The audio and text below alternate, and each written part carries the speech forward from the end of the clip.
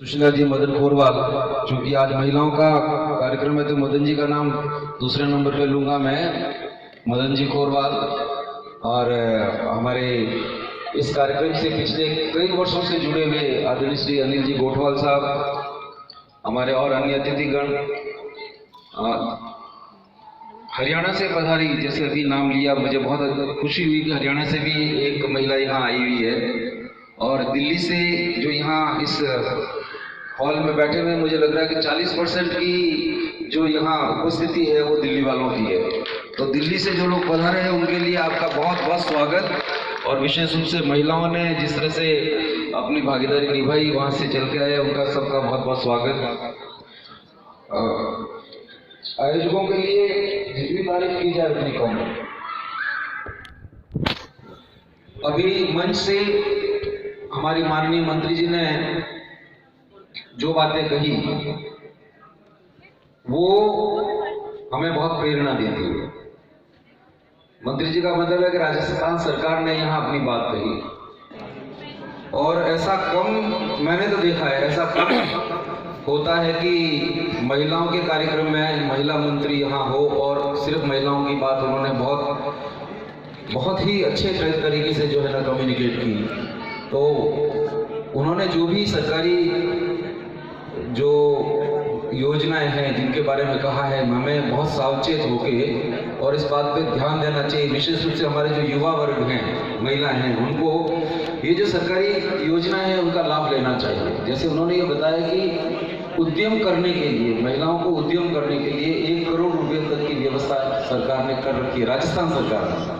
और उसके लिए 100 करोड़ रुपए राजस्थान सरकार ने अपने बजट के अंदर इस बार प्रावधान किया है। 100 करोड़ का मतलब लगभग 200 महिलाएं तो आराम से उसके अंदर जो है वो अपना उद्यम में शुरू कर सकती है।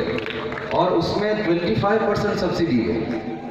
मुझे कहने में इसमें कोई हिचक नहीं है कि अपने आप में एक अनूठी योजना है, इसका हमें लाभ लेना चाहिए। दूसरा, ये बात सही है कि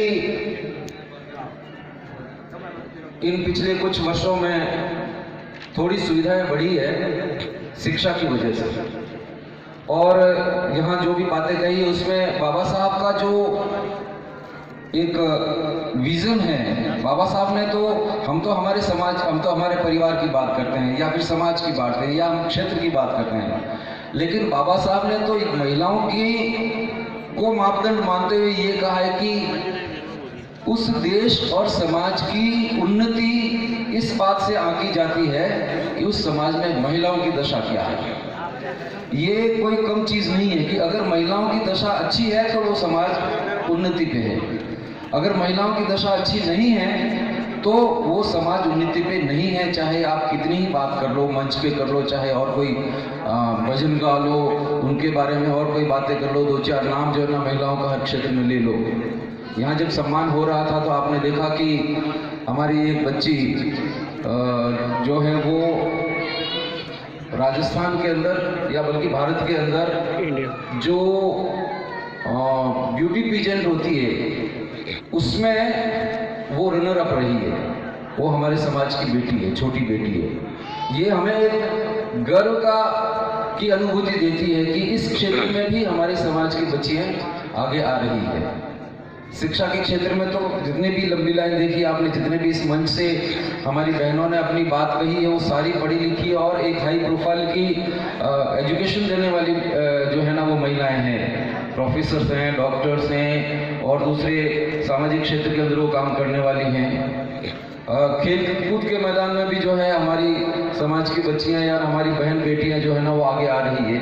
ये चीज़ें देख के हमें सुकून तो मिलता है, लेकिन ये भी है कि ग्रामीण क्षेत्र के अंदर जो स्थितियां हैं महिलाओं की वो कोई बहुत सुखद नहीं है। शिक्षा अगर नहीं है तो उस परिवार के अंदर बहुत सारी समस्याएं हमें देखने को मिलती है, उसकी पूर्ति शिक्षा से ही संभव है।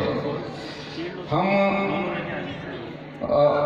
इस बात से आंकलन करें कि ये जो कमजोरी है किसी भी क्षेत्र में या वर्ग में वो क्यों आती है। मेरा ये आंकलन है कि अगर किसी एक क्षेत्र में मनुष्य कमजोर है तो उसके ऊपर अत्याचार होंगे। हम बार बार ये कहते हैं कि अनुसूचित जाति वर्ग पे अत्याचार होते हैं, हमारी महिलाओं पर अत्याचार होते हैं। ये कुदरती है, इस तरह की बात जो है ना कुदरत ने कोई पता नहीं तय की है या हमारे अंदर वो कमजोरी डाली है कि जिस भी प्रकृति की कमी जो है अगर किसी मनुष्य में है तो वो उसके ऊपर अत्याचार होंगे और उस कमी को हमें पूरा करके और उस अत्याचार से मुक्ति पा सकते हैं। आप देखते हैं लिंग के आधार पर कमजोरी जो है महिलाओं को जो है वो कोमल माना गया है, प्रकृति से वो जो बहुत है सरल होती है, बहुत जो है वो कोमल प्रवृत्ति की होती है, तो उनके ऊपर अत्याचार होना स्वाभाविक है। वो मनुष्य के जो भी एक्ट है उसको बहुत बार सामना नहीं कर पाती है। तो ये लिंग के आधार पे, ये सेक्स के आधार पे जो है ना कमजोरी है जिसको कोई दूर कर नहीं सकता है, वो तो महिला और पुरुष का रहेगा ही। उसी तरह से हम देखते हैं कि अगर आयु के हिसाब से भी कमजोरी है तो छोटे बच्चे के ऊपर सबसे ज्यादा अत्याचार होते हैं। आपने देखा हो घर के अंदर भी हम जो है ना बच्चे को, छोटे बच्चे को पीट देते हैं इसलिए कि वो कमजोर है। देखिए बड़े बच्चे को या किसी बड़े मस्कुलर आदमी को पीट के देखो, हाथ उठा के देखो, आपको पता चल जाएगा। तो ये प्रकृति की देन है कि छोटे बच्चे के ऊपर हम अत्याचार करते हैं। समाज में, परिवार में अगर कोई पहलवान है, शरीर से बहुत हष्ट-पुष्ट है, उसके ऊपर अत्याचार कभी नहीं होगा, वो आपको जवाब दे देगा। तो उसकी ताकत जो है, शारीरिक ताकत है, वो उसको एक अलग पहचान देता है। कमजोरी अगर वो कमजोर होगा शरीर से तो उसको चलते ही कोई थप्पड़ मार देगा, कोई चलते ही जो है ना किसी को कोई जो है ना वो उसके ऊपर अत्याचार कर देगा।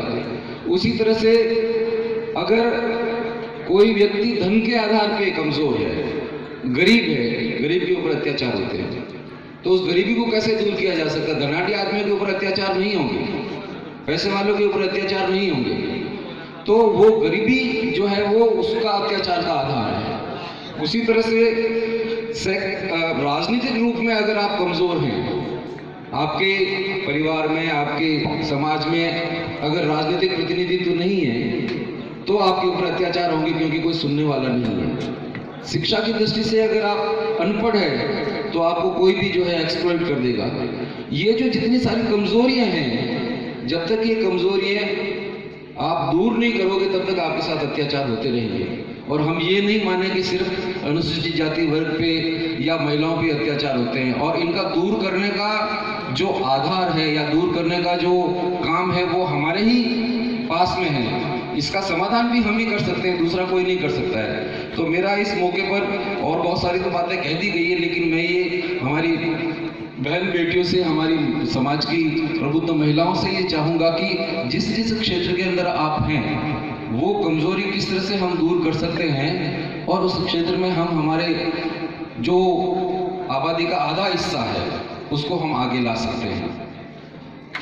मैं एक दो मंचों पे ये कह भी चुका हूँ और बड़े मंच पे भी जो अपने आप को राष्ट्रवादी संस्था मानते हैं उसमें भी जो है ना कहा है मैंने कि किसी भी देश की उन्नति अगर आप महिलाओं को ऊपर ध्यान नहीं देंगे तो आधी उन्नति होगी।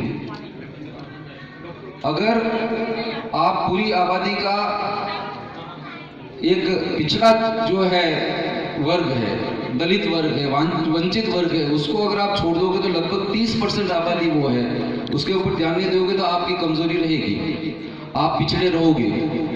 आज की तारीख में किसी भी क्षेत्र के अंदर सभी का हिस्सा बराबर है। हम एक काल है वैदिक काल या उससे पहले की जो महिलाओं की स्थिति है वो अलग थी। वैदिक काल के बाद और स्वतंत्रता का जो हमारा समय आया उसके बीच की जो अवधि है वो अलग तरह की थी, और स्वतंत्रता के बाद में महिलाओं की जो स्थिति आई है वो अलग अलग आई है। मनुस्मृति का नाम आपने सुना है। मनुस्मृति के अंदर महिलाओं के प्रति नजरिया अगर आप देखें तो एक मिक्स नजरिया उसके अंदर है। एक तरफ जो है वो ये कहा जाता है कि महिला जब छोटी होती है, बच्ची होती है, तो वो अपने पिता के संरक्षण में रहती है, जब युवा हो जाती है तो वो अपने पति के संरक्षण में रहती है, और अगर वो महिला बुजुर्ग हो गई या विधवा हो गई तो वो अपने भाइयों के संरक्षण में रहती है। तो पिता, पुत्र और भाई, इन तीनों के संरक्षण में वो रहती है। इसका मतलब है कि उसका कोई स्वतंत्र अस्तित्व नहीं है। ये एक तरफ जो है वो मनुस्मृति कहती है, दूसरी तरफ ये भी कहती है कि उनको जो है अधिकार है, थोड़ा थोड़ा अधिकार बहुत जटिल तरीके से उनको दिया हुआ है, संपत्ति का अधिकार। उसी तरह से उनको स्वतंत्रता का अधिकार बिल्कुल नहीं दिया है, शिक्षा का अधिकार उसके अंदर कहीं नहीं दिया हुआ है। लेकिन अगर वैदिक काल में देखा जाए तो उसके अंदर शिक्षा का अधिकार महिलाओं को था, यज्ञ करने का अधिकार महिलाओं को था, शस्त्र चलाने का अधिकार महिलाओं को था, बराबर की जो हिस्सेदारी है वो अधिकार था। आप राज्य में भागीदारी आपकी होती थी। पहले जो है ना राजा महाराजाओं में अगर वो रानी है तो उसको भी जो है वो राज करने का अधिकार था। और लेकिन फिर भी कहीं कहीं भेद उनके अंदर होता था। भेद इस तरह का होता था कि अगर न्याय व्यवस्था को देखा जाए तो न्याय व्यवस्था के अंदर महिलाओं के ऊपर अत्याचार होते थे, उनके लिए अलग से कानून थे। अगर पिछड़ा वर्ग है, अगर वंचित वर्ग है, उसके साथ में न्याय व्यवस्था का जो है व्यवस्था अलग तरह की होती थी। धनाढ्य लोग या राज शासन से जुड़े हुए लोग हैं, उनके ऊपर अलग तरह से जो है ना न्याय व्यवस्था उनके साथ व्यवहार अलग होता था।